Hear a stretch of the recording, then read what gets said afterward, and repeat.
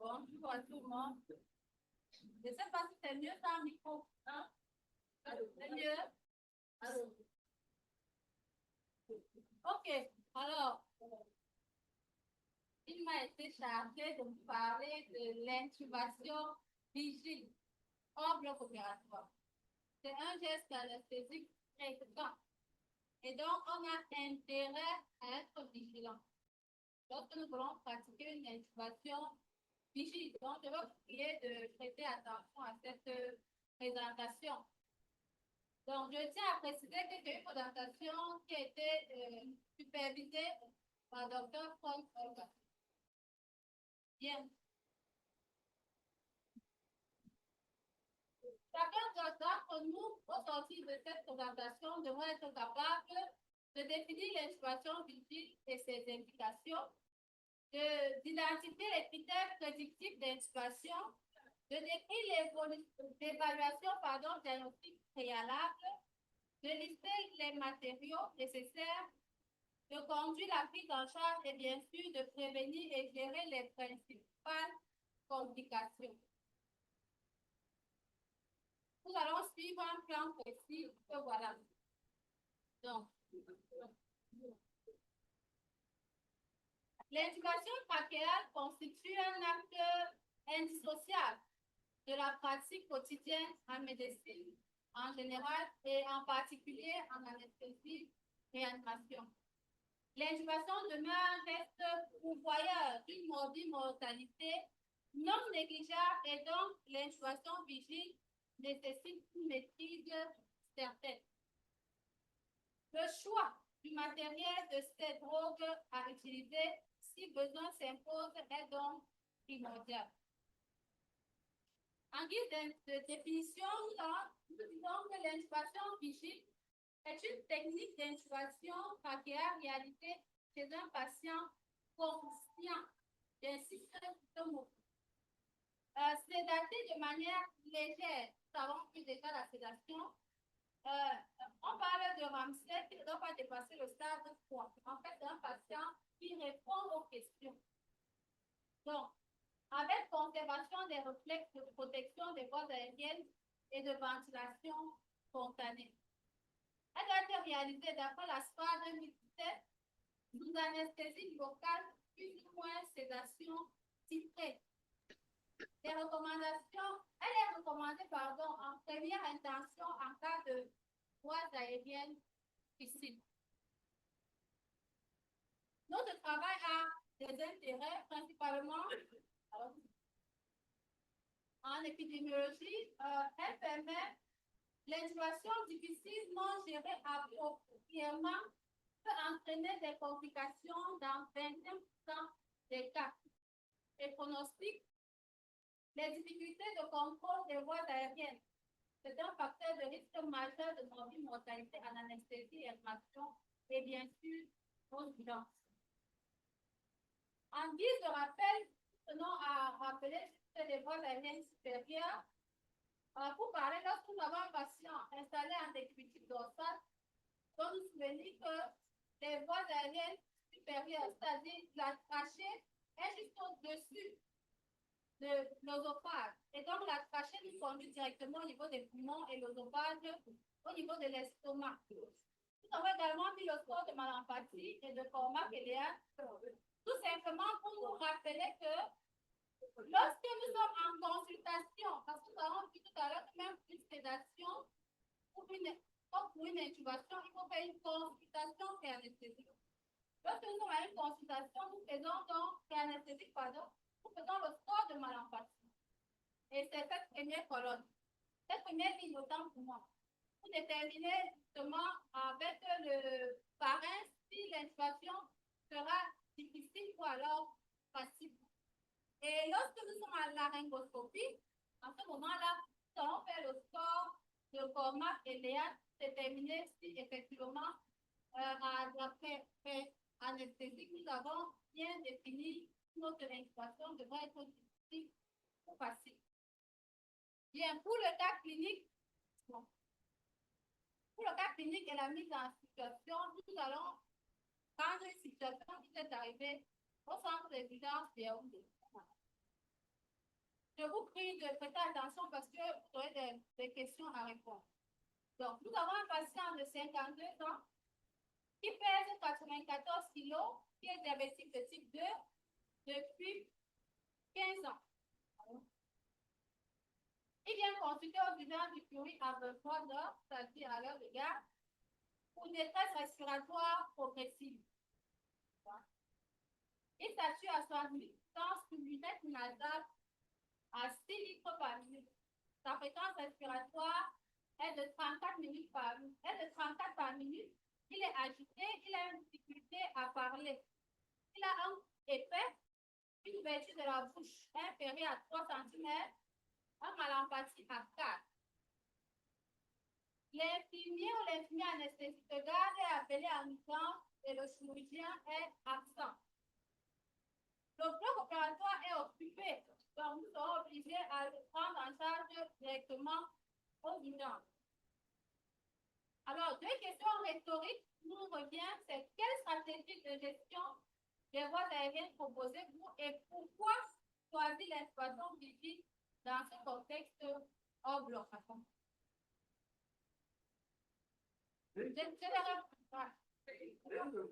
D'accord.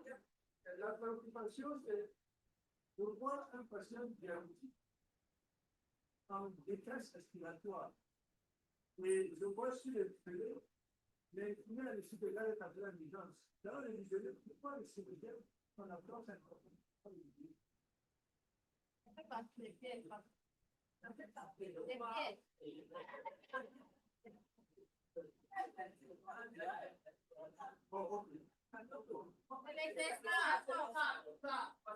L'exercice, ça va intéresser l'infirmier anesthésiste. Ça va avec tous les éléments d'attention. Ok, mais ça va pas continuer. D'accord. Donc, je disais que deux questions rhétoriques nous reviennent. Rhétorique parce que je ne voudrais pas que vous répondiez tout de suite. Nous allons le voir par la suite. Quelle stratégie de gestion des voies aériennes proposée et pourquoi choisir l'exploitation visite dans ce contexte hors bloc? Alors, ces questions, avant qu'on ne continue, je voudrais que vous me donniez les éléments qui nous prouvent que chez ce patient, reviens un peu s'il te plaît. Chez ce patient, il s'agit d'une intubation. Là,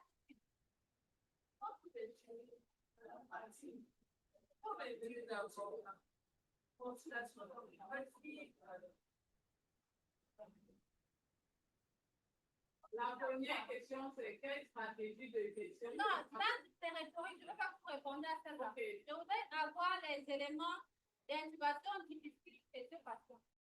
Alors,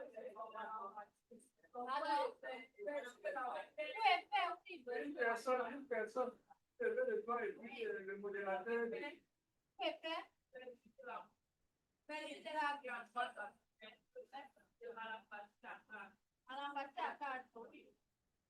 Autre réponse. Patient obèse. Oui. Une autre. C'est bon. Il y a plus d'éléments. Effectivement, chez ce patient, on a ces éléments-là. Donc, selon la SPA 2017 et la date 2015, les indications d'intubation vigile sont les voies aériennes difficiles. C'est pourquoi je vous ai posé cette question. Et puis, l'instabilité hémodynamique sévère, le contexte hors bloc, c'est-à-dire en urgence, en réa, ou en radiologie. On doit également avoir des antécédents d'intubation orotrachéale difficiles documentés. Et bien sûr, une masse cervicale compressive. Pourquoi chez ce patient? Autre question. Allons-y. Chez ce patient, parce que déjà, nous sommes appelés en urgence et donc on doit prévoir un estomac sain. Parce qu'il a des voies aériennes précises avec son malampathie à 4, puis une ouverture de la bouche inférieure à 3 cm et un peu épais. Parce qu'il a une hypoxie sévère avec une saturation à 68%, qui est la marge de sécurité très réduite. Et nous sommes en hors bloc. L'équipe est réduite, le plateau technique est limité en hors bloc. Il doit également préserver la ventilation spontanée. Bien. Nous tenons à insister sur le fait d'éviter le scénario canot intubé, canot oxygéné. Parce qu'ici, il est question de tout faire pour permettre que le patient puisse être ventilé ou alors qu'il soit oxygéné. Les critères prédictifs ici, pour les critères anatomiques, nous avons déjà dit, c'est l'ouverture de la bouche inférieure à 3 cm, la distance euromantonienne inférieure à 6 cm, le malampathie entre 3 et 4, la mobilité cervicale qui sera limitée et l'obésité avec une IMC supérieur à 35 kg par mètre carré. Pour le contexte en urgence, l'estomac plein, nous devons vérifier les dernières prises alimentaires du patient lors de la consultation. On y va. Pour les ressources disponibles, très important, nous devons inventorier le fibroscope qui ira dans notre contexte. Mais nous avons à notre niveau un vidéolaryngoscope. Nous devons également prévoir un hypothyroïdie, un aspirateur fonctionnel et appeler le renfort si disponible. Au curie, lorsqu'un patient arrive dans cette condition, la première des choses qu'il y a à faire, c'est d'appeler le masque départ dans les environs de l'hôpital. C'est très important. Alors, on fait l'évaluation diagnostique préalable avec le score de Makocha. Nous verrons plus tard, en réalité, c'est un score qui évalue le malampathie, l'apnée du sommeil, l'ouverture de la bouche, le coma, l'hypoxémie et bien sûr, l'IAD et le MAR qui doivent être disponibles et entraînés. Le score supérieur ou égal à 3 signifierait que ce patient a des voies aériennes probables. Alors, voilà en réalité le score de ma poche que je vous invite vivement à chercher sur Internet. Il est partout sur Internet. Maintenant, pour le matériel nécessaire en contexte camerounais, il faut dire que l'environnement enveloppe une préparation rigoureuse. Pour ce faire, nous devons avoir le matériel Airway avec bien sûr un vidéolaryngoscope et plus idéalement un fibroscope, qui sont d'intubation, un masque laryngé de secours, un kit de hypothyroïdie de sauvetage, parce que là, c'est le mal qui a mieux entraîné, un aspirateur fonctionnel et un cabinographe, même portable si possible, et c'est de façon idéale, parce que dans notre contexte, c'est difficile de l'avoir. Pour les drogues et sédations, nous avons besoin de lidocaïne et 6%, du lidocaïne 2% pour l'ébullition, du midazolam 1 à 2 mg IV, 6 sédation légère, de la dexmédetomidine qui est disponible parce que ça sera chez nous également, de la kétamine à dose dissociative, c'est-à-dire 0,3 à 0,5 mg kg, et bien sûr de l'atropine pour prévenir les sécrétions. Pour la sécurité du patient, nous allons le monitorage complet. Nous allons lui prendre une voie veineuse périphérique de bon calibre, un G8 ou un G7, si possible. Une oxygénothérapie à haut débit. Nous précisons que le high flow nasal cannula n'est pas disponible dans notre contexte. Et nous prions d'ailleurs les médecins anesthésistes de passer les commandes dans notre cours. Ou alors, dans notre contexte, nous avons le masque laryngé. On doit également vérifier le consentement éclairé du patient et vérifier qu'il y a un deuxième opérateur disponible en attendant le mal, bien entendu. La position du patient sera la position comprise entre 20 et 30 degrés. Alors, je voulais vous montrer un peu l'image parce que moi-même, en faisant cette recherche, je n'avais pas l'image nasal cannula.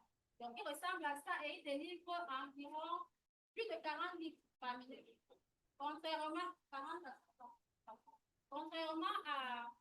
à à notre masque qu'on utilise généralement au barbecue qui va jusqu'à 15 minutes. Voilà à quoi ressemble le kit tricot qui ont été bien comme qui va venir central. Et il est constitué de ces éléments-là. On voit sur cette image que dans ce kit, nous avons un manuel de linge qui est également indiqué la préparation d'une intubation ici chez un patient. Bien, la position 30 degrés. Et chez un patient, je me suis posé la question, chez un patient porteur de mineure, c'est qu'ils devront maintenir l'axe tête qui forme immobile. Voilà en réalité à peu près à quoi nous devons attendre et toujours respecter cet axe pendant l'intubation. J'ai eu un souci. Lorsque nous n'avons pas le vidéo laryngoscope, on doit se rassurer que notre position permet de bien voir les voies aériennes supérieures. Avec un laryngo, avec docteur Chokam, j'ai eu un problème lors enfin, ça m'a paru difficile de faire une intubation, de poser un masque laryngé, parce qu'on a perdu l'habitude d'utiliser le masque. Elle m'a rappelé ceci, que je vais vous dire, toujours vérifier qu'on a bien ramassé la langue avant d'entrer. Donc, je tenais à vous le partager. Voilà. Pour la prise en charge de l'intubation vigile hors bloc, la pire difficulté de l'intubation, c'est l'anesthésie locale des voies aériennes supérieures. Nous venons de le voir avec le président de la CAR, qui nous a parlé du premier protocole. Allons-y. C'est la lithocaïne spray. 10%. On va faire 3 bouffées. Un au niveau de la langue, le deuxième au niveau des piliers, et le troisième au niveau de la douette. On va attendre 3 minutes et nous pourrons passer à l'acte. Ça, c'est pour anesthésier au niveau de l'oropharynx. Pour le deuxième protocole, on a l'hydrocaïne 2% en épuisé, 4 à 5 ml, 10 à 15 minutes. Pour l'anesthésie des trachéobronchiques. Pour le troisième protocole, nous avons, si nous utilisons la voie nasale, nous allons pêcher de la lithocaïne 5% plus la natrazolite, ce qui est assez rare dans notre contexte d'ailleurs. Ou alors, nous allons mettre en spray la silométazolite, hydrogène lithocaïne 2%. Pour ceux qui en auront bien. Et le quatrième protocole qui est réservé exclusivement aux médecins anesthésistes, c'est le bloc tunnel laryngé.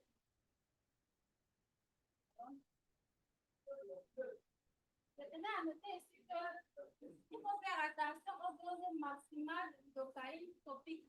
Effectivement, pour notre patient, ce sera 4 mg par kilo, soit un maximum de 400 mg chez ce patient de 94 kg. Soit un maximum, de 367 mg. Suivez les signes de toxicité, très important. On vérifie un acouphène, un goût métallique parce que le patient est conscient, bien sûr, ou alors des confusions. Pour la prise en charge complète d'une intubation hors bloc, nous allons faire une sédation procédurale pour l'intubation vigile. L'objectif ici étant que le patient soit conscient, calme et coopérant. C'est donc l'objectif du RAMSEE-3. Le tableau nous donne les agents, les posologies, les avantages et bien sûr le contexte camerounais. Nous avons dans notre territoire la disponibilité du midazolam, de la kétamine également, qui sont d'ailleurs les premiers choix de la prise en charge d'intubation hors bloc obligatoire, une intubation visée hors bloc obligatoire. Pendant les recherches, nous avons vu que le propofol est à éviter tout seul et non recommandé en première intention. Seulement, nous avons l'habitude de beaucoup utiliser le propofol pour les intubations hors bloc obligatoire. Et là, nous apprenons qu'il faudrait favoriser le midazolam et la kétamine, ces intubations hors bloc obligatoire. Donc, on continue avec la prise en charge. Les avantages du vidéo laryngoscope que je vous suggère suggère de commander dans votre hôpital, c'est que c'est une technique qui identifie à l'intubation visible. Elle est identique à l'intubation visible. La vidéolaryngoscope introduit doucement en maintenant la vision sur l'écran. Nous allons voir un exemplaire d'un vidéolaryngoscope. La bougie ou guide malléable requise pour faciliter le passage glottique. Meilleure glottique que la laryngoscopie directe, effectivement parce que nous avons tout un écran devant. Et plus rapide à mettre en œuvre en urgence.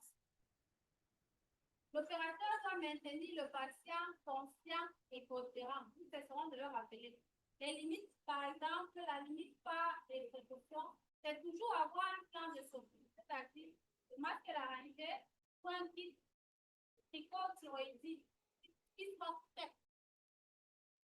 Bon, il faut chercher également la technique pas à pas, fibroscopie, difficile.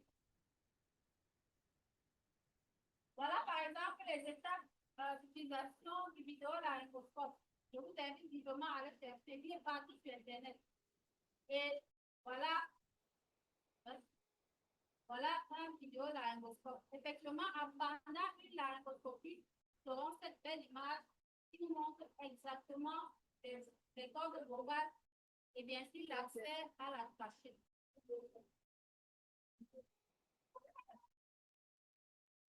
Bien, pour retourner à notre cas clinique, donc, allons.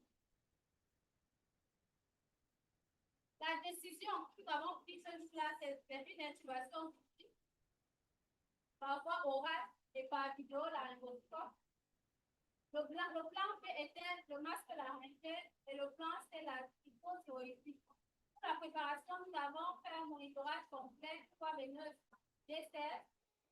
Nous n'avions pas un ISO, mais nous avons utilisé un masque à haute concentration avec de l'oxygène dosé à 15 litres par minute. Position pour plus 3 degrés, aspirateur frais et un deuxième gaz parce que nous sommes doués par exemple. Pour l'anesthésie locale des voies aériennes supérieures, nous avons prévu la lidocaïne 10%, nous en avons obtenu. Toute la nébulisation du lidocaïne 2%, 5 millilitres puis 6 minutes. Attends, au total, c'est 15 minutes. Pour la sédation, nous avons prévu 2 mg de midazolam privé, la kétamine 0,3 mg par kilo, soit 1 mg de kétamine, en nivellant pour avoir un ramsay de, pour atteindre un ramsay de, et le patient était calme, coopérant et répondait aux autres. À l'intubation, la première tentative a réussi avec le vidéolaryngoscope. Et à l'induction, nous avons utilisé la kétamine 1,5 mg par kilo, toute la cellule 1,5 mg par kilo après confirmation de l'intubation orotrachéale. Nous avons transféré le patient ensuite en réanimation pour la suite de la prise en charge. Le résultat de ce patient, c'est que le patient était intubé avec en première intention, il n'y avait aucune complication et la saturation était normalisée. L'échelle de Ramsay est venue à vous montrer cette image que vous pouvez également trouver par Internet. Alors, pour la gestion des complications, nous avons le laryngoplasme. Ici, vous avez utilisé l'oxygène 100%, propofol 0,5 mg par kilo, la célo 1 mg par kilo, et si c'est aussi complexe, citinate de méthylphénidrol, fibrophosphate. Si les saturations inférieures à 90%, nous faisons un cours plus repositionnement et optimisation d'oxygène. On va augmenter la CO2, on va envisager un plan B immédiatement et ne pas s'acharner. C'est important parce que nous pouvons basculer à tout moment à une intubation à séquence rapide. Si l'agitation est faite de coopération, ça va faire un volume de kétamine 0,3 mg privé Imidazolame, 1 mg. Si échec, nous allons considérer la stratégie. Jamais forcer l'intubation sur un patient agité. La toxicité de la liposaïne, nous allons faire un instant liquide 20%, 1,5 mg d'eau en IV bonus. Pour une perfusion d'eau, plus de 1000 mg par kilo par minute. Pour traiter les confusions, pour traiter le midazolam. S'il y a arrêt, nous allons faire une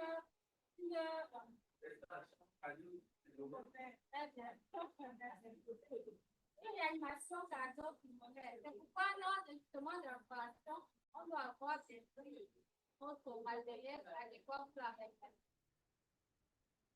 Alors, l'échec d'intubation, si échec d'intubation, on passe au plan qui est la cricothyroïdectomie. L'oxygénation par tous les moyens. On utilise un masque laryngé, tendance par masque à haute concentration, nasal cannula. La cricothyroïdie, le sauvetage, ça c'est le médecin anesthésique qui va le faire. Pour que le chirurgien revoie qui est dans l'hôpital. Je tiens à préciser que cette dernière situation est vraiment exclusive et réservée aux personnes qui maîtrisent aux personnes aptes. Bien, voilà ce que je peux avoir comme image des étapes cricothyroïdotomie du parvient. Donc, vous pouvez également le trouver par Internet.